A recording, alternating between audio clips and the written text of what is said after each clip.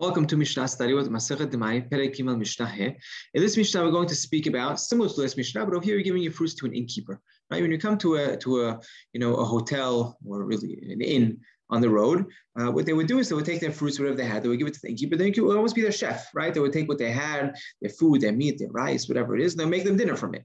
Now, when you give it to this innkeeper, do we suspect that she may go ahead and mix it with someone else's foods? Or can we assume that what we give her, we get back in return? That's what we're going to speak about in our Mishnah. הנותן לפונדקית מעשר עת שהוא נותן לה ועת שהוא נוטל ממנה, מפני שהיא חשודה לחלף. אמר רבי יוסף, אין אנו אחראים לרמאים, אין הוא מעשר אלא מה שהוא נוטל ממנה בלבד. So if a person gives to the pundekit, right? The pundekit is the owner of the pundak, the owner of this inn. And as we said, people would usually come, merchants would come, they would give her flour, meat, whatever it may be, everyone, and she would cook it for them. And what's the deal over here? We need to separate maaser from what we give her and from what we take back from her. Twice we need to do it. Why? Because we worry that she may swap it, right? She comes, she receives something, and what you're giving her, you need to separate Terumot Ma'aserot from, because she may go ahead and take that food that you gave to her and give it to someone else. And that's someone else. We don't want to, we don't want to be, put a stumbling block in front of them.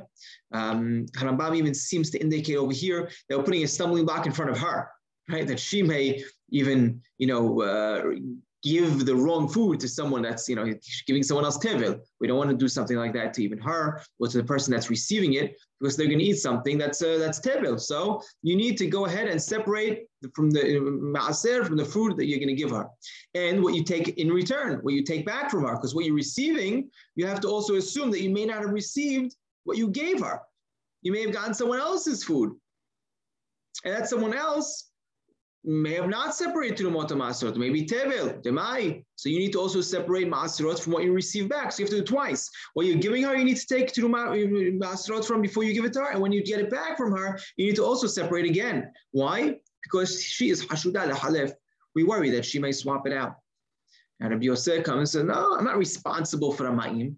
I'm not responsible for someone who acts in trickery, who's a liar, who's conniving in this sense. Rather, what? Whatever I'm getting back from her, that's what I have to be maaser. I have to make sure I am not eating something that's not mitukan. I have to make sure I'm not eating something that Terumot Ma'aserot weren't taken from. How do I make sure? For when I get back from her, I have to separate Terumot Ma'aserot. But when I'm giving her, I'll separate when I get it back, right? Halacha, though, is not like Rabbi Yosef, rather like Chachamim, that you need to separate what you give her and take it back in return.